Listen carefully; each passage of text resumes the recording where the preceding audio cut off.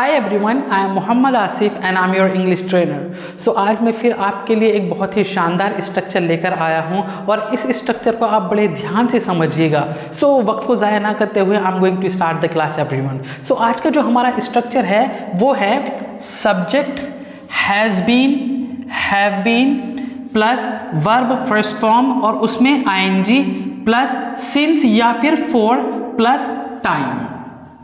Actually ये जो structure है इसको ग्रामेटिकली यानी कि ग्रामर फॉर्म में हम इसको क्या बोलते हैं, ये प्रेजेंट परफेक्ट कॉन्टिन्यूस का टेंस है। ओके, इसको समझने में थोड़ी सी दिक्कत आती है लेकिन मैं आपको बहुत ही इजी वे में समझाने वाला हूँ। You don't worry about that, ये आपकी टेंशन थोड़ी है। That is my responsibility to make you understand this structure. आपको तो सिर्फ समझना है। अभी देखिएगा यहाँ पर स्ट्रक्चर क्या है हमारा, सब्जेक्ट है हैज बीन, हैव बीन है, वर्ब की फर्स्ट फॉर्म में आईएनजी लगाना है और इन दोनों में से सिंस या फॉर का यूज करना है और उसके बाद जो टाइम दिया होगा वो टाइम लगाना है। अब हमें देखना यह है कि यहां पर दो चीजें हैं, क्या है, एक तो हैज बीन है और दूसरा हैव बीन है। अब एक सेंटेंस में हम दोनों तो यूज कर नहीं सकते, तो मैं आपको बता देता हूं जो हैज बीन है, हैज बीन का जो यूज किया जाएगा वो किया जाएगा सिंगुलर सब्जेक्ट के साथ और हैव बीन का जो यूज किया जाएगा वो किया जाएगा प्लूरल सब्जेक्ट के साथ। ठीक है, और उसके बाद में वर्ब की फर्स्ट फॉर्म में आईएनजी लगाना है और जैसा टाइम दिया होगा हमें उसके अकॉर्डिंग हमें सिंस या फॉर लगाना है और उसके बाद जितना टाइम दिया है उतना टाइम हम लिख देंगे। अब बात करते हैं इस स्ट्रक्चर का यूज कहां पर किया जाता है, किन सिचुएशन में किया जाता है, किन हालात में किया जाता है। तो वो कह रहा है इसका जो यूसेज है वो क्या है, to describe an action that was started in the past and still going on। एक ऐसे एक्शन को, एक ऐसे काम को बताने के लिए जो पास्ट में तो शुरू हुआ था लेकिन अभी भी कंटिन्यू है, अभी भी चल रहा है। ओके, ऐसे किसी भी काम को बताने के लिए जो पास्ट में शुरू हुआ था और वो प्रेजेंट में यानी कि अभी भी चल रहा है, हम किस स्ट्रक्चर का यूज करते हैं, इस स्ट्रक्चर का यूज करते हैं। ठीक है, हिंदी में कैसे बोला जाता है, से प्लस पढ़ा रहा है। ओके, से प्लस सो रहा है या से सो। अब यहाँ पे से का मतलब क्या है, किसी वक्त से, किसी समय से। ओके, अब यहाँ पर क्या है, दो चीजें हैं, सिंस भी है और फॉर भी है। तो इस स्ट्रक्चर को समझने के लिए हमें इन दोनों का यूज समझना बहुत जरूरी है। तो मैंने यहाँ पर लिखा है और इसमें बहुत ज्यादा कंफ्यूजन रहती भी है स्टूडेंट्स को, वो भूल जाते हैं कि कब सिंस का यूज करना है, कब फॉर का यूज करना है। तो जो तरीका आज मैं आपको बता रहा हूँ उस तरीके से अगर आप प्रैक्टिस करेंगे so you will never forget the use of both. इन दोनों का यूज करना आप कभी नहीं भूलेंगे कि सिंस का यूज कब करना है, फॉर का यूज कब करना है, उसको ध्यान से समझिएगा। तो इस स्ट्रक्चर को समझने के लिए पहले इनको समझना जरूरी है। तो ये लिखे हैं सिंस और फॉर। अब सिंस का यूज कहां पर किया जाता है, सिंस का यूज किया जाता है पॉइंट ऑफ टाइम के लिए। अब आप कहेंगे अरे सर ये बात तो सभी बताते हैं कि पॉइंट ऑफ टाइम के लिए इसका यूज करते हैं। अरे सब बताते तो हैं लेकिन कोई ये थोड़ी बताता है कि पॉइंट ऑफ टाइम होता क्या है। तो मैं बता रहा हूं आपको what is point of time. तो यहां पे सिंस का यूज कब किया जाएगा, जब हम ये कहते हैं सुबह से।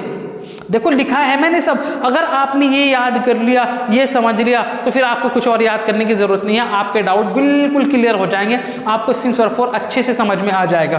क्या लिखा है, जब इस तरह से कहा जाता है कि सुबह से या फिर दोपहर से या फिर इवनिंग से या फिर लास्ट नाइट यानी कि पिछली रात से या फिर कल से या फिर किसी दिन का नाम आ जाए, किसी दिन का नाम आ जाए, जैसे मंडे से, ट्यूसडे से, वेडनेसडे से, थर्सडे से, फ्राइडे से, सैटरडे से या फिर संडे से। Got it. या फिर किसी मंथ का नाम आ जाए, जनवरी से, फरवरी से, मार्च से, अप्रैल से, या फिर किसी ईयर का नाम आ जाए 2004 से, 1985 से, 2019 से, 2021 से, इस तरह से कुछ भी आ जाए। या फिर टाइम दे दिया जाए 2 बजे से, 4 बजे से, 5 बजे से, ओके, 6 बजे से।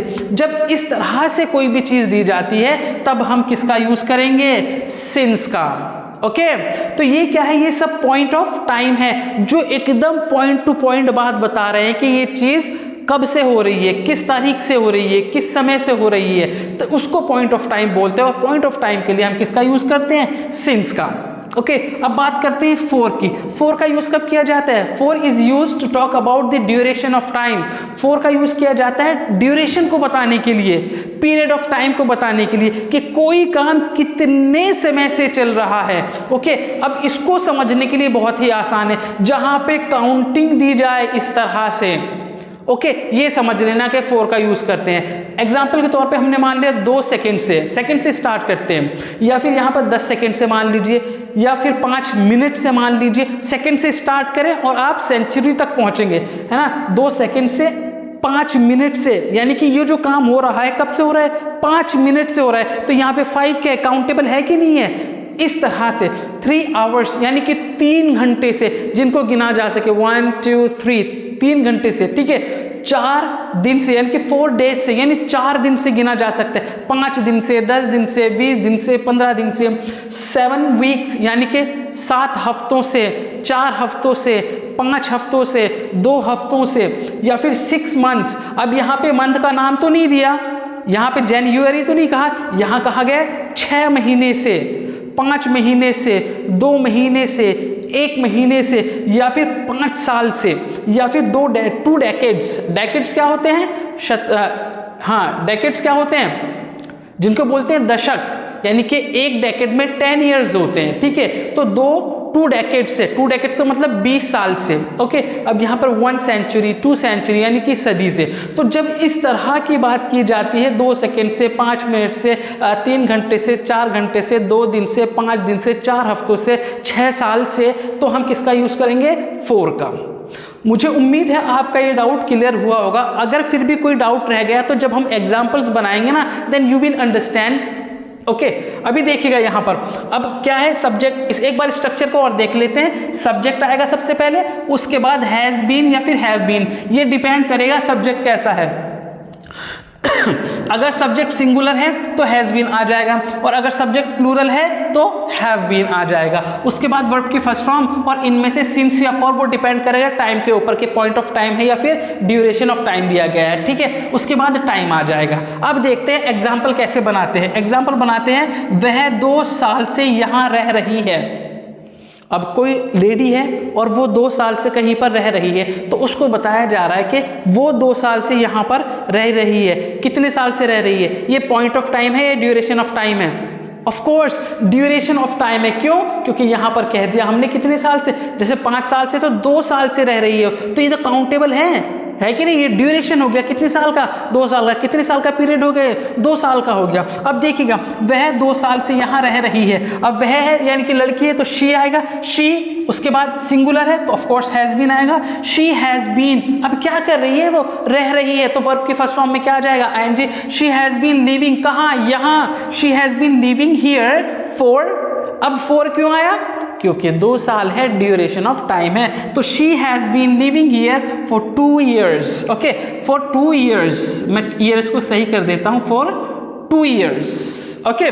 वह 2 साल से यहाँ रह रही है फॉर 2 ईयर्स। अभी मैं कुछ एग्जाम्पल और बनाता हूँ ड्यूरेशन ऑफ टाइम के, आप देखना उसको। जैसे मैं ये कहूँ कि मैं 1 घंटे से पढ़ा रहा हूँ, कौन पढ़ा रहा है, मैं, तो मैं क्या बोलूँगा, I have been teaching for 1 hour. क्यों, 1 तो ड्यूरेशन दे दिया, यानी कि पीरियड दे दिया, कितने घंटे, कितनी देर का, 1 घंटे का। तो मैं 1 घंटे से पढ़ा रहा हूँ, okay. I have been teaching for 1 hour. वह यहाँ 5 घंटे से सो रही है, तो she has been sleeping here for 5 hours, okay. तुम स्पोकन की क्लास 1 हफ्ते से ले रहे हो, you have been taking spoken class for 1 week. तो जब इस तरह से कोई बोला जाता है तो हम वहां पर फॉर का यूज करेंगे। अभी सिंस की बात कर लेते हैं। तो सिंस के लिए मैंने यहां पर एक एग्जाम्पल लिखा है, मैं सुबह से अंग्रेजी पढ़ा रहा हूं। मैं सुबह से अंग्रेजी पढ़ा रहा हूं। अब सुबह क्या है, मैंने कहा था सुबह से क्या आएगा, मॉर्निंग, यानी कि सिंस, ओके। तो क्या आ जाएगा, सिंस मॉर्निंग। अब देखिएगा, I have been teaching English, कब से, सिंस मॉर्निंग। समझ में आई कि नहीं आई। वो यहां 2 बजे से बैठा है, he has been sitting here since 2 o'clock। समझ में आ रही कि नहीं बात, लाइक वो मुझे कल से इनवाइट कर रहा है, he has been inviting me since yesterday. तो जब इस तरह की बात होती है, जब पॉइंट ऑफ टाइम की बात होती है तो हम सिंस का यूज करते हैं, और जब पीरियड ऑफ टाइम की बात होती है यानी कि ड्यूरेशन ऑफ टाइम की बात होती है तो हम फॉर का यूज करते हैं, ओके, मुझे उम्मीद है आपको ये स्ट्रक्चर अच्छे से समझ में आया होगा। और फिर भी अगर आपका कोई डाउट है, कोई क्वेश्चन है, तो आप कमेंट्स में पूछना ना भूलें। और हमारे चैनल